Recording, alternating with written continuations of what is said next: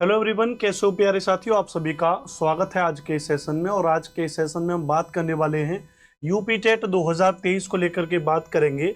UP TET 2023 के syllabus वाले section को डिस्कस करेंगे। सिलेबस क्या होता है कंप्लीट डिस्कशन करेंगे इसको लेकर के, ठीक है। तो सबसे पहली चीज़ तो आप जानते हैं कि यूपी टेट जो Uttar Pradesh teaching eligibility test है, पात्रता परीक्षा है। टेट को पास करने के बाद आप उत्तर प्रदेश में जो शिक्षक वाली भर्ती निकलेंगी, सिलेक्शन वाली भर्ती निकलेंगी, उसके लिए आप उम्मीदवार माने जाएंगे, ठीक है। तो आप में से जो मेरे भाई बहन जो फ्रेशर है इस बार, जो यूपी टेट का एग्जाम देना चाह रहे हैं, तो उनको लेकर के मैं यहाँ पर बता दूं आपको कि यूपी टेट को लेकर के बात करें कि यूपी टेट 2023 को अगर डिस्कस करेंगे यहाँ पे, तो एग्जाम कंडक्टिंग अथॉरिटी क्या होती है, तो Uttar Pradesh basic education board होता है, जिसको यूपीबीईबी बोलते हैं। यह जो है इस एग्जाम को कराता है अब तक। लेकिन अब अगर इसमें थोड़ा सा भी इसको हम क्वेश्चन मार्क रखेंगे, क्योंकि अभी इसको लेकर के मुझे आपको बताना है कि लास्ट में मैंने कटिंग लगाई है इसको लेकर के। एग्जाम नेम अगर बात करेंगे तो UP TET exam 2023 level of examination क्या है, स्टेट लेवल है। यानी जैसे एक एग्जाम है सी टेट, वो सेंट्रल एग्जाम है। सी टेट के एग्जाम पास करने के बाद आप किसी राज्य में भी भर्ती देख सकते हैं और केंद्र में भी देख सकते हैं। लेकिन यूपी टेट के साथ ऐसा मामला नहीं है। अगर आपने यूपी टेट का फॉर्म भर के पास किया है तो आप केवल और केवल उत्तर प्रदेश में ही शिक्षक भर्ती को देख सकते हैं। ऐसा नहीं कि कल को आप चाहें कि बिहार में या दिल्ली में मैं भर्ती देख लूँ, ऐसा नहीं है। लेकिन हाँ, अगर आपका सी टेट पास है तो आप राज्य के साथ साथ किसी अन्य राज्य के साथ साथ केंद्र की भर्ती देख सकते हैं। तो इसलिए मैंने लिखा है कि लेवल ऑफ एग्जामिनेशन में क्या है, स्टेट लेवल है। अब दूसरा क्वेश्चन ये आता है कि सर इसके पेपर कितने होते हैं। तो याद रख लीजिएगा, यूपी टेट के अंतर्गत 2 पेपर शामिल हैं। पहला होता है पेपर 1, जो प्राइमरी लेवल के लिए होता है। प्राइमरी का मतलब आप जानते हैं कि जो 1 से 5 तक के विद्यार्थियों को पढ़ाने के लिए जिन शिक्षकों का चयन किया जाता है उनको पीआरटी या प्राइमरी कहते हैं। सेंट्रल में इसको पीआरटी कहते हैं, अपने आप इसको प्राइमरी कहते हैं, बात वही है। एलिमेंट्री लेवल यानी जो पेपर 2 है, जिसको जूनियर कह देते हैं, जिसको कहीं की 6 से 8 तक भी शामिल करते हैं, कई जगह इसको 6 से 10 तक भी शामिल करते हैं। इसको लेकर के मैं आपको बताऊंगा। बात क्लियर है। चलिए, तो बेसिकली कॉमनली हम मान सकते हैं, यहाँ पे कॉमनली इसको हम 6 से 8 तक मानेंगे। 6 से 10 तक उस कंडीशन में मानते हैं जैसे 8 के बाद जब हम लेते हैं 9वीं 10वीं तक टीजीटी होता है, 1 से 5 तक प्राइमरी, 6वीं से 8वीं तक जूनियर, 9वीं से 10वीं तक टीजीटी, 11वीं 12वीं पीजीटी भी। लेकिन कई जगह ऐसा होता है कि वो लोग 9वीं 10वीं को टीजीटी न मान के 6वीं से 10वीं तक को टीजीटी मान लेते हैं, तो वहां पर हम इसको 6 से 10वीं तक जूनियर मान के चलेंगे। लेकिन कॉमनली आप समझिए कि प्राइमरी में 1 से 5 तक होता है और जूनियर में 6 से 8 तक होगा। 2 पेपर इसके होंगे।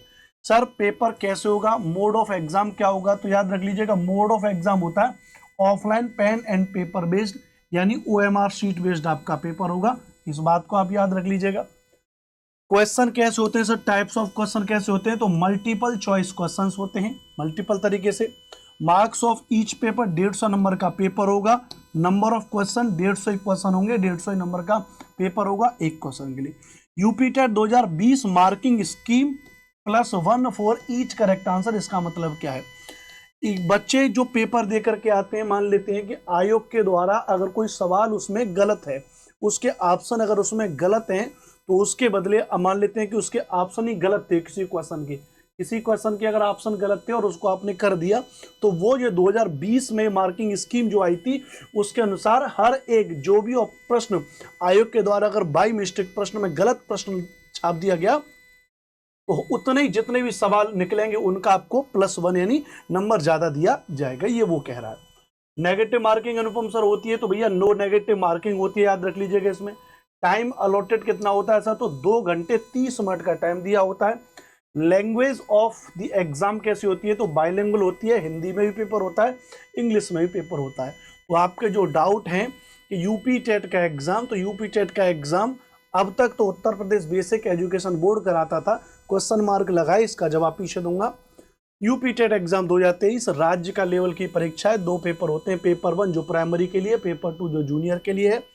पेपर ऑफलाइन होगा, एमसीक्यू टाइप क्वेश्चन होते हैं, 150 नंबर का paper, 150 question, no negative marking, 2.5 घंटे का समय होता है। पेपर हिंदी और इंग्लिश दोनों में होता है। अब डिस्कस करें अनुपम सर, पेपर 1 को डिस्कस करें।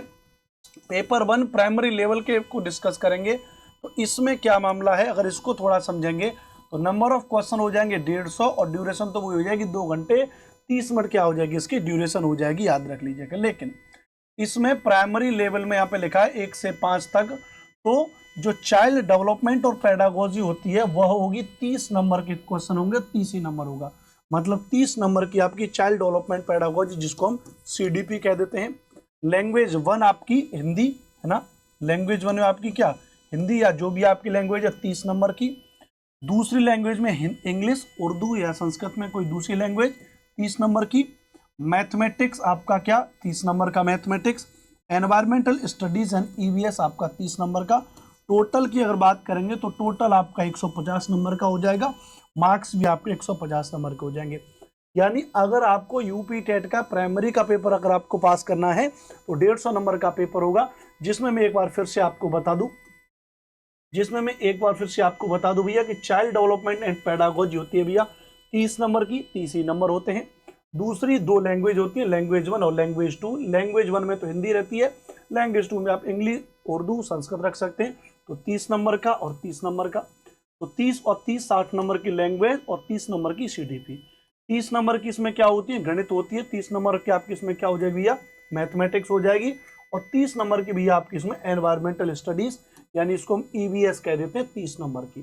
तो टोटल मिलाकर के कितने हो जाएंगे, 150 क्वेश्चन हो जाएंगे और 150 नंबर का मेंटर यहाँ पर आपका हो जाएगा। तो ये तो रहा आपका पेपर 1 का मामला जो आप समझ चुके हैं। अब इसमें अगर ये क्वेश्चन है कि क्वालिफाइंग कितना है, कितने नंबर पे पास होगा, ऐसा कोई फिक्स नहीं है कि इतने नंबर पे पास होगा, इससे ज़्यादा नहीं होगा। इसमें क्या है, मान के चलते हैं कि कुछ कैटेगरी वाइज थोड़ा बहुत रिजर्वेशन होता है। बेसिकली अगर आप 90 प्लस नंबर आप मान लेके आ रहे हैं तो आपका पेपर जो है पास माना जाता है 90 प्लस पे। और ऐसा नहीं है कि नहीं, मतलब उसके अलावा नंबर ज़्यादा आ रखे हैं तो वो तो आपकी प्रोसेस पूरी है, लेकिन 90 नंबर के कंपेयर वो कैटेगरी के हिसाब से अलग अलग एक वो फिक्स बना देते हैं कि उतने नंबर पे पास माना जाएगा। ठीक है, चलो, तो ये तो रहा पेपर 1 हो जाएगा, याद रख लीजिएगा। अब हम बात करेंगे पेपर 2 की, बात करेंगे। बात वही है, 150 क्वेश्चन होंगे, 2.5 घंटे का समय होगा। यहाँ थोड़ी सी एक चीज़ बदल जाती है, जूनियर में या तो आप जाओगे SST के द्वारा, सामाजिक अध्ययन, या जाओगे आप साइंस मीडियम में। अगर आप साइंस बैकग्राउंड से हैं तो उसके लिए सिलेबस बदल जाता है, अगर आप SST सामाजिक अध्ययन बैकग्राउंड से उसके लिए सिलेबस बदल जाता है। कैसे, child development and pedagogy 30 number की यहाँ पर भी बिल्कुल सेम है, लैंग्वेज 1 30 नंबर की यहाँ पर भी बिल्कुल सेम है, लैंग्वेज 2 30 नंबर की यहाँ पर बिल्कुल सेम है, यानी 90 नंबर तो आपके यहाँ पर ये बिल्कुल सेम है, याद रख लीजिएगा। अंतर आपका यहाँ पर है, अगर आप साइंस ग्रुप से, समझना, अगर आप साइंस ग्रुप से तो फिर आपको मैथमेटिक्स एंड साइंस देना होगा। For mathematics and science teacher के लिए तो आपको 60 नंबर का पेपर देना होगा, जिसमें गणित और जिसमें साइंस से सवाल पूछे जाएंगे। अगर आप टेक्निकल बैकग्राउंड से आए हैं, आपने अगर BSc BTech वगैरह किया है तो उस तरीके का इसमें शामिल करते हैं। लेकिन यदि आपने ग्रेजुएशन में BA वगैरह किया है, कला वर्ग से आपने किया, आर्ट्स बैकग्राउंड से आपने किया है भैया, तो फिर SST में आपको फिर वहाँ पे सोशल स्टडीज या इसी को सोशल साइंस कहते हैं, फॉर सोशल स्टडीज टीचर, तो फिर आपको वहाँ पे 60 नंबर की आपको SST का पेपर देना होगा, जिसमें आपको हिस्ट्री, ज्योग्राफी, पॉलिटी और इकोनॉमिक्स 4 चीज़ों को शामिल किया जाता है। इकोनॉमिक्स तो बेसिकली कम आते हैं, हिस्ट्री, ज्योग्राफी, पॉलिटी आप में से आती है। आप में से जो भी वीडियो को लाइव देख रहे हैं वो कमेंट करके मुझे बताइएगा आप में से कौन साइंस बैकग्राउंड के और कौन आर्ट्स बैकग्राउंड के, एक बार कमेंट करके बताइएगा। ठीक है, चलो, तो ये बात क्लियर होगी। मामला वही है, 150 नंबर का पेपर है, 150 नंबर का पेपर है, 150 ही क्वेश्चन आएंगे और इसमें भी कोई ऐसी खास पासिंग मार्क नहीं है। इसमें भी मान के चलिए कि 90 प्लस नंबर अगर आपके आ रहे हैं तो आप मान के चलिए कि भैया आपका यूपी टेट का पेपर 2 भी आपका पास है। ठीक है, चलो, तो ये तो रहा यूपी टेट पेपर 1 को लेकर के, और पेपर 2 को लेकर के पूरी की पूरी रणनीति हमने आपको यहाँ पे समझा दी है ना। अच्छा, अब इसको लेकर के थोड़ा सा जो बातें यहाँ पे, अब एक ये कटिंग बहुत ज़्यादा वायरल हो रही है, इसको लेके मैं एक अलग से सेशन भी बताऊंगा, है ना। तो उसमें कि भाई कुछ लोग कह रहे हैं कि अगस्त में और जो है सीटेट यूपी टेट का नोटिफिकेशन आ जाएगा। Department of basic education Uttar Pradesh ने कहा है notification release for UP TET exam will be held in the month of August. UP government, ये CMO से, है ना, लेकिन दोबारा एक department of basic education of Uttar Pradesh से आया भैया कि यूपी टेट परीक्षा का नोटिफिकेशन जारी होने की खबर गलत है, इंडियन पोस्ट इंग्लिश नामक पोर्टल द्वारा जारी की गई है, यह सूचना सरासर गलत है, ऐसा कोई नोटिफिकेशन जारी नहीं हुआ है। तो एक बात तो department of education basic education Uttar Pradesh ये बात कह रहा है भैया कि सूचना गलत है, एक बार ये डिपार्टमेंट ऑफ बेसिक एजुकेशन के द्वारा ये है। ऐसी एक और यहाँ पे कटिंग बहुत वायरल हो रही है कि उत्तर प्रदेश बेसिक शिक्षा विभाग की तरफ से जल्दी एग्जाम का नोटिफिकेशन जारी किया जाएगा, चाह सकता है। नोटिफिकेशन जारी होने के बाद में अभ्यर्थी ऑफिशियल वेबसाइट पर जाकर आवेदन कर पाएंगे। ये आप देख रहे हैं ब्लू टिक भी लगा हुआ है, ऑफिशियल अकाउंट से इसको और ट्वीट किया गया है। तो अब क्या इसको लेकर सच्चाई है, क्या इसको लेकर के झूठ है, इसके बारे में तो हम कुछ कह नहीं सकते, लेकिन संभवतः अगस्त तो चल रहा है, अगस्त के लास्ट में सितंबर के शुरुआत में हो सकता है कि आपको यूपी टेट का नोटिफिकेशन देखने को मिले। देखो मैं बरगला नहीं रहा हूं, मैं बिल्कुल साफ सिंपल सी बात कह रहा हूं कि हो सकता है कि यूपी टेट का नोटिफिकेशन आ जाए। अगर नहीं भी आता है तो आप अपनी तैयारी को तो करते रहेंगे। अच्छा, शुरुआत में जो मैं बता रहा था, ये आप देख रहे हैं कि ब्रेकिंग न्यूज वगैरह ऐसी बहुत सारी कटिंग बहुत ज्यादा वायरल होती है। एक साहब योगी जी कह रहे हैं, जो मैं शुरुआत में जो मैंने अभी आपको बताया था कि जो अब यूपी टेट का जो पहले जो पेपर होता था यूपी टेट का, उसको जो कराता था, कौन कराता था? Uttar Pradesh basic education board यूपीपीईबी कराता था। लेकिन अब इसमें थोड़ा सा बदलाव कर दिया हमारे ऑनरेबल चीफ मिनिस्टर जी के द्वारा। उन्होंने बदलाव में ये कह दिया कि भैया कि अब जो यूपी टेट का पेपर होगा या अब जितनी भी भर्तियां होंगी, फैसला आया भैया कि टीटी और शिक्षकों की भर्ती के लिए अब एक आयोग का गठन किया जाएगा। अब संभवतः यूपीपीबी के द्वारा यूपी टेट की ना लिया जाए। क्या कह रहे हैं लखनऊ विशेष संवाददाता कह रहे हैं कि उत्तर प्रदेश शिक्षक पात्रता परीक्षा टीटी को लेकर बेसिक माध्यमिक उच्च प्राविधिक और मदरसा शिक्षकों की भर्ती का कार्य अब एक ही आयोग करेगा। यानी जो चयन परीक्षा है वो भी और जो पात्रता परीक्षा है वो भी, दोनों के लिए एक आयोग का गठन किया जाएगा। बाकी यहाँ पे मुख्यमंत्री जी ने इसके बारे में यहाँ पर उन्होंने पूरी बात की गई है। सीएम ने निर्देश दिया कि टीटीबीसी नए आयोग से होगा, परीक्षा समय पर हो, इसके लिए अलग अलग तरीके से उन्होंने काम किया गया है। तो यह एक जानकारी थी। बेसिकली तो हमने इसमें डिस्कस किया था कि भाई सिलेबस क्या है यूपी टेट का, तो इसको लेकर के हमने आपको पूरी जानकारी बता दी। यूपी टेट 2023 सिलेबस और कंप्लीट डिस्कशन, तो कंप्लीट डिस्कशन इसका हमने आपको बता दिया है। बाकी यह खबर कितनी सच है कि अगस्त में के लास्ट में यूपी टेट का नोटिफिकेशन आएगा या नहीं आएगा, इसको लेकर के कल अलग सेगमेंट वीडियो बनाऊंगा।